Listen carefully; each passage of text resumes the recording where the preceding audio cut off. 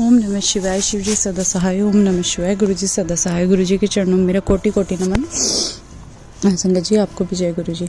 संगत जी मैं अपना सत्संग शेयर कर रही हूँ और यही सत्संग मतलब जिनके YouTube चैनल पे हम अपना सत्संग शेयर करते हैं तो उसी से रिलेटेड मैसेज मुझे कई बार दिखाई दिया है गुरु जी का, पर फिर भी जाने अनजाने हम मूर्ख हैं, गलती कर देते हैं। तो आज भी सुबह मुझे वही सेम मैसेज मिला था जिसके लिए मैंने कल सत्संग रिकॉर्ड भी किया था, पर सत्संग रिकॉर्ड करते करते बीच में घर में थोड़ा माहौल ऐसा है तो फिर मैं नहीं शेयर कर पाई थी। तो मैं अपना सत्संग अभी बता रही हूँ आपको कि गुरुजी की ना मुझे कई बार से मैसेज मिल रहे थे लगातार कि तुझे एस्ट्रोलॉजर के पास, टैरो रीडर के पास कहीं जाने की ज़रूरत नहीं है। जो तेरा गुरु कर सकता है वो कोई नहीं कर सकता, जो तेरा गुरु देख सकता है वो कोई और नहीं देख सकता। तो मैं मतलब मन ही मन सोचती थी संगत जी कि मैं तो किसी एस्ट्रोलॉजर, किसी टैरो रीडर, किसी पंडित के पास कहीं जाती ही नहीं हूँ, तो गुरुजी ऐसे मैसेज क्यों दे रहे हैं। और जब से गुरुजी से जुड़े हैं पिछले 1.5 साल से, तब से तो कोई मतलब ही नहीं है इन सब चीज़ों से। बिल्कुल ही दिमाग हट गया है कि हाँ इनसे कोई विश्वास का कुछ ऐसा है ही नहीं। मैं तो कहीं भी नहीं गई हूँ। पहले भी मेरा कोई ऐसा विश्वास नहीं था, पर होता है ना कभी कभी कि जब परिस्थितियाँ बहुत ख़राब होती हैं तो इंसान थोड़ा डगमगा जाता है। वही मेरे साथ भी होता है, थोड़ा सा मैं डगमगा गई थी, पर फिर भी गुरुजी ने हमेशा से बचा के रखा था कि मैं इन चक्करों में कभी पड़ी नहीं इस तरीके से ज़्यादा।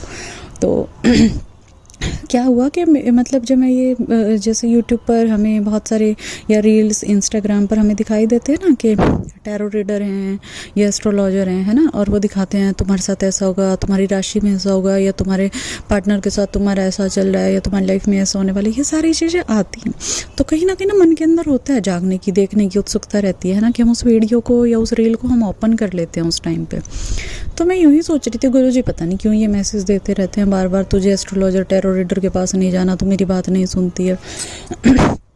तो संगत जी फिर मुझे अचानक से मन के अंदर खुद ही गुरुजी ने दिमाग में बात डाली कि तू जा कहीं नहीं रही, पर जो फ़ोन के अंदर भी ये वीडियो, ये रील्स चला के देखती है, ये भी गलत है। हमें इन पे भी ध्यान नहीं देना चाहिए। जब हमारा ध्यान ही सिर्फ गुरुजी के ऊपर हो गया तो हमें क्या लेना है रील के अंदर कोई क्या बता रहा। गुरुजी से बड़ा कोई है? गुरुजी से ज़्यादा कोई हमारी ज़िंदगी के बारे में जान सकता है। अगर कुछ गलत हो भी रहा है तो उसे सिर्फ गुरुजी ही तो सुधार सकते हैं।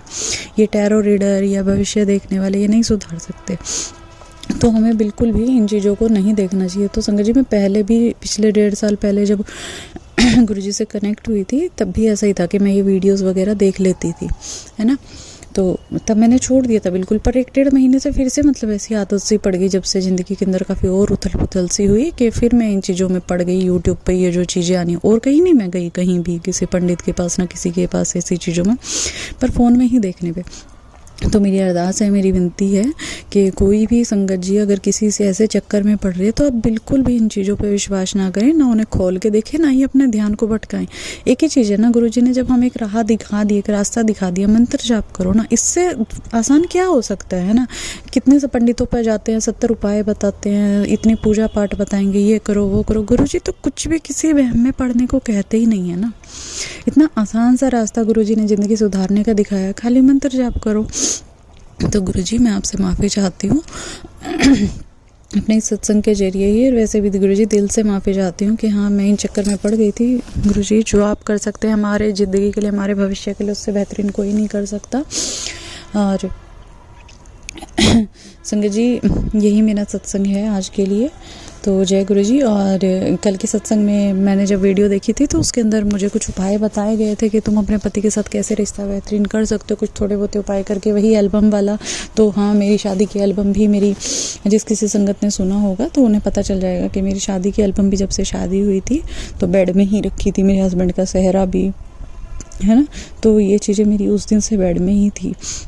देखिए ऐसे कपड़े वगैरह तो बहुत सारे होते हैं शादी के, अब कहाँ रखें। और कहते हैं ना ससुराल में किसी किसी को तो एक ही कमरा मिलता है, उसी बेड के अंदर ही उन्हें सब कुछ रखना पड़ता है, सब कुछ करना पड़ता है। पर हाँ एल्बम और ये सेहरा वगैरह मैंने हटा दिया है।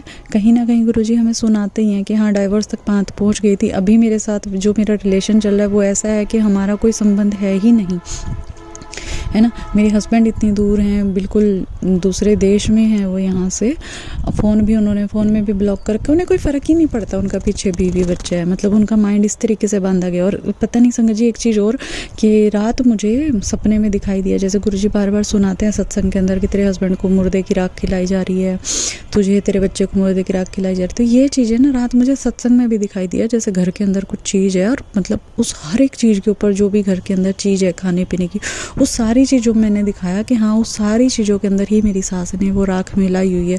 तो गुरुजी मेरी विनती है कि प्रभु आप ही कष्ट काट सकते हैं, आप ही देख सकते हैं प्रभु, हम तो कुछ भी नहीं देख सकते, हम तो जाने अनजाने घर के अंदर जो कुछ बन रहा है भूख मिटाने के लिए खाते हैं। गुरुजी आप भी जानते हो कि किस तरीके का माहौल है, कि एक एक रोटी के टुकड़े के लिए भी इतना कलेश कर दिया गया है ज़िंदगी के अंदर कि वो रोटी भी नहीं खाई जाती है। और पति ने तो इस तरीके से छोड़ रखा है कि, पर गुरुजी पति ने भले ही छोड़ रखा है, पर मन के अंदर दिल के अंदर एक 100% की आस उम्मीद ये है कि शिव पिता परमात्मा मेरा जोड़ा आपकी तरह है, जैसे आपका और माँ पार्वती की तरह है। हे प्रभु, हे गुरु महाराज जी, ऐसे ही अपनी सारी संगत की, आपकी जितनी भी बच्ची हैं सबके जोड़ों को ब्लेस कीजिए, सबको जोड़ा आप शिव पार्वती जैसा बना दीजिए प्रभु। और हमारे रिश्ते में भी जो भी परेशानियां हैं, जो भी किसी ने कराया, कुछ भी है गुरुजी, हमारे कर्म हैं जो भी हैं प्रभु, आप ही इन सब बंधनों को काट सकते हैं, आप ही हमारे रिश्ते को बेहतरीन कर सकते हैं, आप ही उनके फ़ोन से मुझे अनब्लॉक करा सकते हैं, आप ही उनसे मुझे कॉल करा के बातचीत करा सकते हैं गुरुजी, सब आप जाने। बहुत मजबूत गुरुजी ने कर दिया है, वरना तो मैं पागल हो गई थी एक बार के लिए तो बिल्कुल ही, कि हाँ ये क्या हो गया, कैसा रिश्ता हो गया कि बिल्कुल ही होते हुए भी हम ना हैं, कोई मतलब है ही नहीं कुछ भी मौजूदगी इस रिश्ते की। पर गुरुजी के पॉजिटिव मैसेज मिलते हैं बहुत अच्छे अच्छे, कि मैं तेरे पति की बुद्धि सुधार रहा हूँ, ये सब जो भी पॉजिटिव मैसेज मिलते हैं तो गुरुजी विश्वास है। और आज सुबह भी मैसेज मिला था कि बेटा मैंने तुझे सदा सुहागन का आशीर्वाद दे दिया। तो गुरुजी आपका अनंतम शुक्राना, आज नहीं तो कल इस रिश्ते को आप ही अच्छा करेंगे, आप ही सुधारेंगे, आप ही उन्हें उनकी गलतियों का एहसास कराएंगे। और जो कोई भी गुरुजी कर रहे हैं ऐसे खेल, जिन्होंने षड्यंत्र रचे हैं गुरुजी, कि आदमी अपने बीवी बच्चों की शक्ल ही देखना भूल जाए प्रभु, तो ऐसे लोगों को ऐसा दंड दीजिए प्रभु, ऐसा दंड दीजिए कि उन्हें सुधार के प्रभु अपने आप से भी जोड़ लीजिए, पर दंड ऐसा दीजिए कि उन्हें याद रहे भविष्य में कभी वो ऐसी गलती ना करें। गुरुजी आप हमारी भी मन की मंशा जानते हैं कि हम किसी के लिए कोई गलत भावना नहीं रखते हैं, हम किसी के लिए भी एक जरा सा भी षड्यंत्र नहीं रचने की सोचते प्रभु। हाँ, पर गुस्से में जब मन भर जाता है तब जिह्वा से ज़रूर उल्टा निकल जाता है कि तुम्हारे साथ ऐसा हो वैसा हो। वो भी जब से आपने सत्संग सुनाया है कि तुम्हें किसी को कुछ नहीं बोलना, जवाब मैं दूंगा तेरी जगह, तुझे चुप रहना है, तो गुरुजी पूरी कोशिश रहती है कि हाँ हम अपने मन में भी किसी के बारे में गलत ना बोलें, पर आप संभाल लेना गुरुजी। जय गुरुजी, शुक्राना गुरुजी, ओम नमः शिवाय। शिवजी